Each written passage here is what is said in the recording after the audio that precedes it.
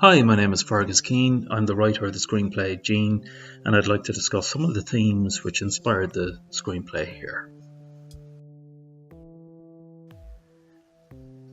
IVF is probably one of the most radical scientific interventions in the natural process of procreation.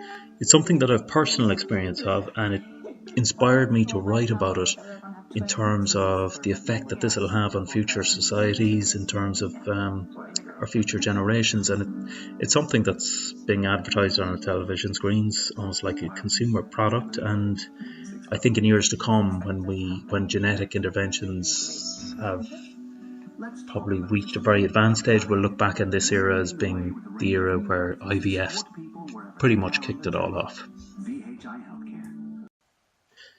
Another key theme of the screenplay is the rapid and explosive advance in scientific breakthroughs, and particularly the implications of genetic advancements, and whether we will have the ability to play God in the future, and whether these scientific advancements do have a health warning associated with them. I think the Human Genome Project, the process of unraveling this ancient secret code that is in our DNA, is probably the most fascinating code known to man, in that it tells us all about our own characteristics and the type of characteristics, positive and negative, that we hand on to our future generations. And scientists have been unlocking the secrets and the mechanisms of the DNA double helix for some time now.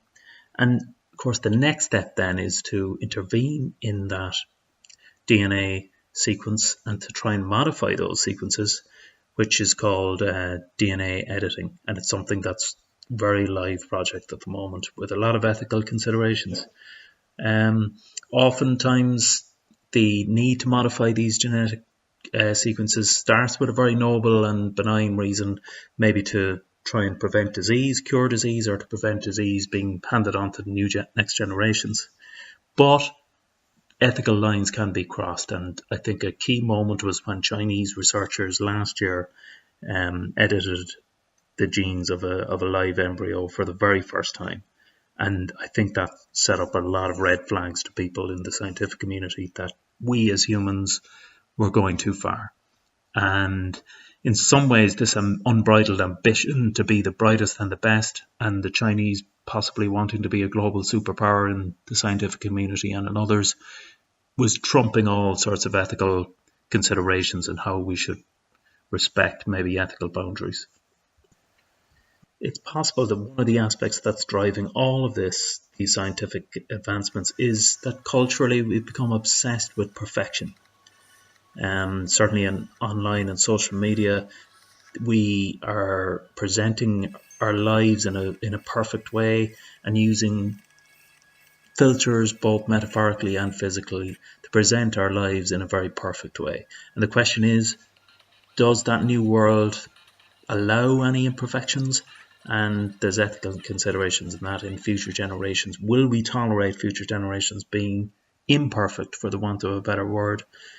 Of course, behind all of this perceived perfection, loneliness and mental illness and grief and all of those mental illnesses are increasing in our world. We live in a very interconnected world, but in spite of that, our sense of loneliness and mental illness is increasing radically.